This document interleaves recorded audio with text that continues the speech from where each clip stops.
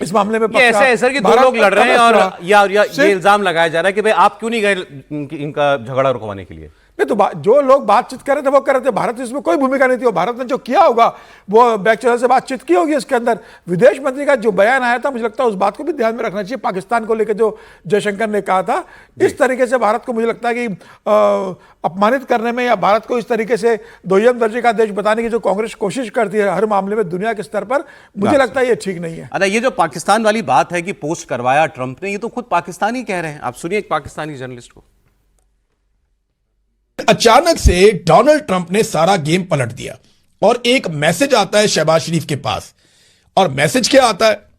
शहबाज शरीफ का जो पैगाम मैंने आपको पढ़ के सुनाया, यह पैगाम इस तरीके से नहीं था। इस पैगाम के शुरू में एक और चीज भी है, और यह लाइन जब आप पढ़ेंगे तो आप बड़ा एंजॉय करेंगे। पहली लाइन जो शहबाज शरीफ साहब ने अपने ट्वीट में लिखी, जो 1 बजे के करीब रात को उन्होंने की, उसमें था draft Pakistan prime minister message on x. समझ रहे हैं आप? देखिए, अब मैं आपको एक बारीक चीज समझाता हूं। ये दुनिया भर के तज्जियाकार इस पे बात कर रहे हैं कि ये मैसेज शहबाज शरीफ ने खुद नहीं लिखा, और ये भी वो क्लेम कर रहे हैं कि ये मैसेज पाकिस्तान के अंदर से किसी सरकारी महकमे ने भी नहीं लिखा। मैं अच्छी तरह जानता हूं जो सरकारी लैंग्वेज है। मैं जर्नलिस्ट हूं, सारी जिंदगी हमने ये फाइलें पढ़ी हैं, सारी जिंदगी हमने ये डॉक्यूमेंट देखे हैं।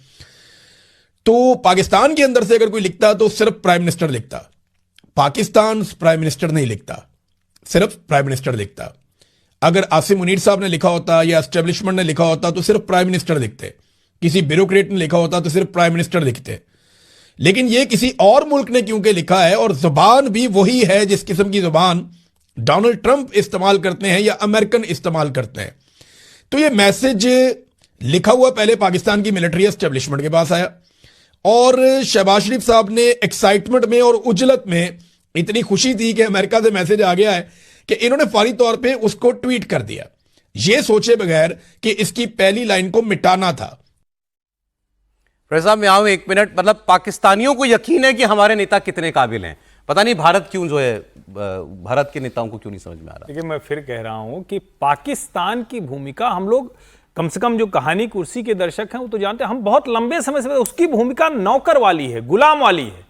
जो आदेश आएगा, जो कहा जाएगा उसको वो आगे बढ़ाता है। टॉयलेट पेपर वाली है। आप उसको विशेष करके मोदी के उसमें कि नरेंद्र मोदी नहीं है यहां, या उनको कमजोर कर दें, भारत की विदेश नीति कमजोर कर दें, उस चक्कर में आप पाकिस्तान को भाव दे रहे हैं। पाकिस्तान को पिछले 11-12 सालों में भारत की विदेश नीति ने पूरी तरह से आइसोलेट कर दिया। और जरा इसको यूं भी तो समझिए, जब दुनिया बदल रही है, नए वर्ल्ड लीडर क्रिएट हो रहे हैं, तो जो पुराने वाले हैं वो उसका इस्तेमाल करेंगे। अमेरिका भी ये चाहता है कि पाकिस्तान इस तरह से रहे, भारत में उसकी इस तरह से चर्चा हो। क्यों हम पाकिस्तान को अमेरिका के नैरेटिव के लिहाज से देखने की कोशिश कर रहे हैं? मैं इसकी पॉलिटिक्स की बात करता हूं। अभी त्रिपाठी जी ने जिक्र किया कि नेतन्याहू के ऊपर क्या हो गुजरेगी, अब उसकी बात भी हमें करनी चाहिए। प्रोफेसर साहब, भारत में हमारी सरकार की अपोजिशन जो वाले जो हैं वो उन क्रिटिसाइज कर रहे हैं, कोई प्रॉब्लम नहीं, लेकिन हमारे यहाँ कोई इलेक्शन नहीं होना अभी, अगली भी 3.5 साल सरकार चलनी है आराम से। अमेरिका के अंदर मिड टर्म्स में जो होगा वो होगा, वरना ट्रंप अपने 4 साल राष्ट्रपति के तौर पे वो भी पूरे कर लेंगे। नेतन्याहू के लिए इतना आसान नहीं है। नेतन्याहू एक मिलीजुली सरकार चलाते हैं, और वहां के जो अपोजिशन था वो इस लड़ाई में पूरी तरीके से नेतन्याहू के साथ था, पूरी तरीके से। लेकिन आज वहां के जो मुख्य अपोजिशन लीडर हैं यार लपिड, वो लिख रहे हैं कि इससे बड़ा पॉलिटिकल डिजास्टर नहीं हुआ कभी इजराइल के इतिहास में। वो कह रहे हैं इजराइल उस मेज पर भी नहीं था जहां हमारे सबसे बड़े फैसले हो रहे थे, हम तो उस नेगोशिएशन का पार्ट ही नहीं थे। फिर उन्होंने कहा मिलिट्री ने तो वो सब कुछ किया जो उससे कहा गया, लेकिन नेतन्याहू पॉलिटिकली स्ट्रेटेजिकली फेल हुए, और उन्होंने एक भी गोल जो उन्होंने खुद तय किया था उसको पूरा नहीं किया।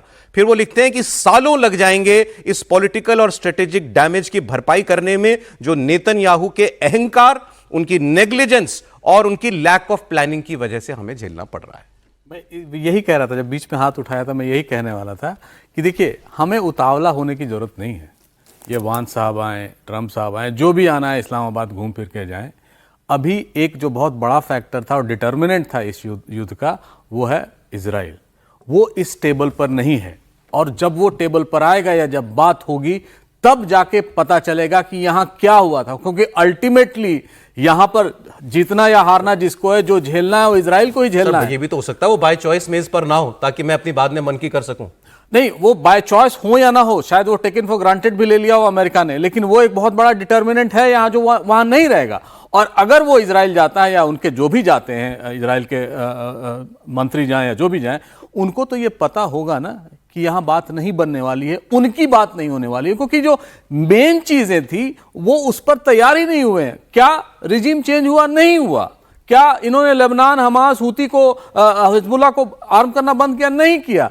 क्या न्यूक्लियर वेपन के जितने साजो सामान थे वो सरेंडर किया? नहीं किया। तो इजराइल के लिए तो कुछ मिला ही नहीं। अमेरिका को मिला हो तो समझा, लेकिन यहां तो कुछ नहीं मिला। ज्यादा दूर नहीं है, मतलब 10 तारीख जो है परसों ही है। देखिए कौन कौन आता है और किसके, ईरान से कौन आता है, सबसे बड़ी बात तो यह बात करने के लिए, उस पर बहुत कुछ उससे तय होगा।